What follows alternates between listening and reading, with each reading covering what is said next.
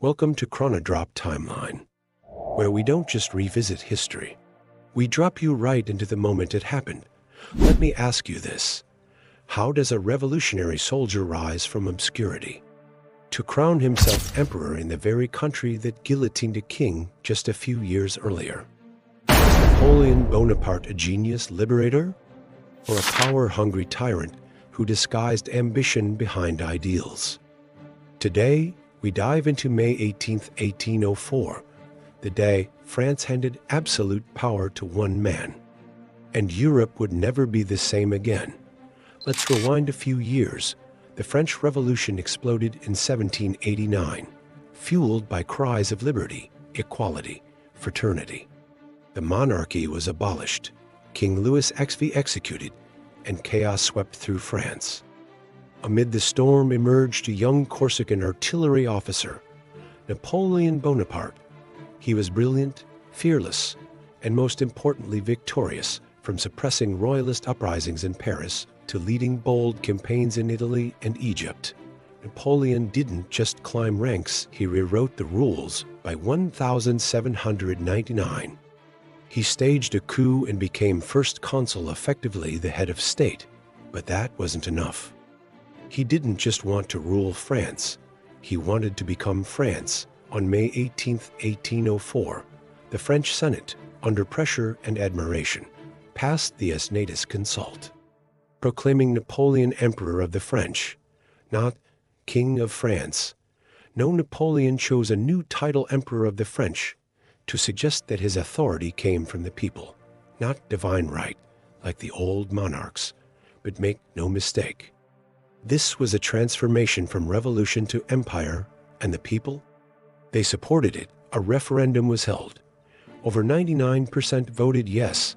Whether that number was manipulated or not, the public saw Napoleon as their savior, the man who brought stability, order, and pride back to France.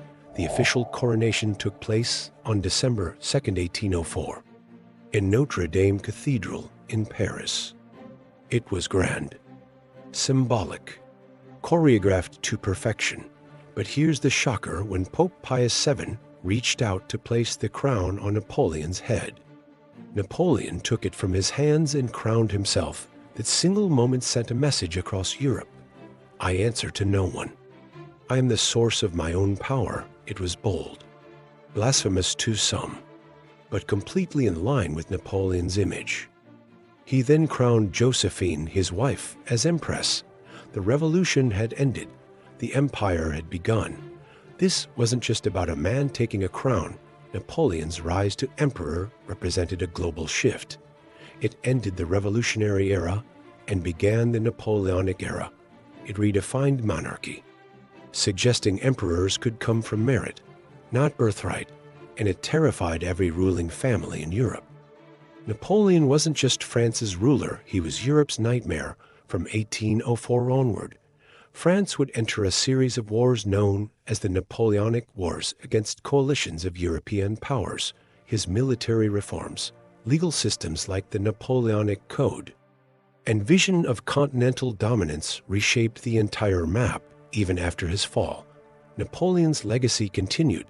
Modern Europe's borders, civil law systems, national identities, all carry echoes of that May 18th proclamation.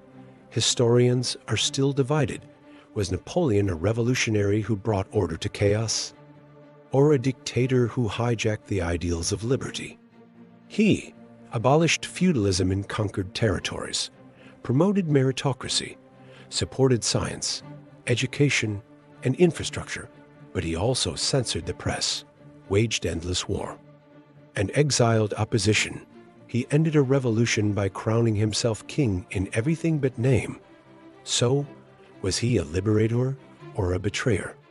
Maybe both. May 18, 1804 didn't just change France, it changed the course of modern global history.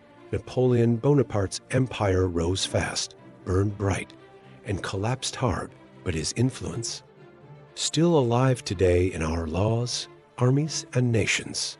And you? You've just witnessed the moment it all began. Smash that like button if you learned something new.